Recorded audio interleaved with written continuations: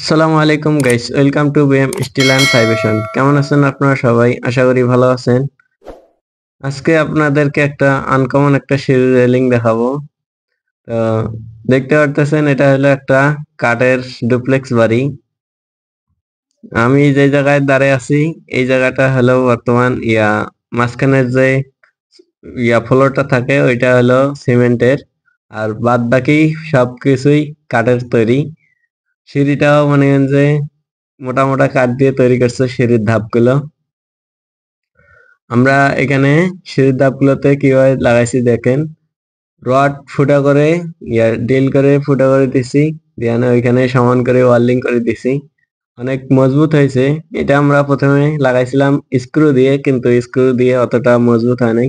পরে আমরা স্ক্রু খুলে গেলে ডাইরেক্ট রড দিয়ে মারি দিছি। সাধারণত আমরা ইয়া সিমেন্টের সিঁড়িগুলোতে যেভাবে রেলিং তৈরি করি ওইভাবে মারি দিছি। তো অনেক মজবুত হয়েছে।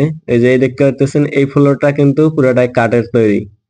এক কথায় বাড়িটা পুরোটাই দুইতলা একটা বাড়ি, পুরোটাই কাঠের তৈরি। আমরা এখানে সিঁড়িটা করে দিছি। প্রথমে আসছি যখন, তখন তো আমরা চিন্তায় পড়ে গেছিলাম যে এটা কিভাবে কাজ করব, এখানে ডিল করা যাবে না, কিছু করা যাবে না। তো পরে আমরা বুদ্ধি করে এইভাবে কাজটা করছি। তো আপনাদের কাছে কেমন লাগলো কমেন্টে করে জানাবেন। এরকম সিঁড়ি এর আগে কখনো কেউ করেছেন কিনা কমেন্টে জানাবেন। তো বাড়িওয়ালা, আমরা সিঁড়িটা করার পর বাড়িওয়ালা অনেক খুশি হয়েছে। বাড়িওয়ালা প্রথমে চিন্তায় ছিল যে এটা হবে কিনা। তো আমরা কাজটা শেষ করার পর বাড়িওয়ালা অনেক খুশি। আমাদেরকে উনি খুশি হয়ে প্রায় ১,৫০০ টাকার মতো নাস্তা করার জন্য দিছে, ১,৫০০ টাকা। তো বাড়িওয়ালাটা অনেক ভালো ছিল। আমরা যেদিন ওনার বাসায় কাজ করেছি ওদিন আমাদেরকে অনেক সুন্দরভাবে আপ্যায়নও করেছে। তো যাই হোক, ভালো মানুষের কথা ভালো বলতেই হবে।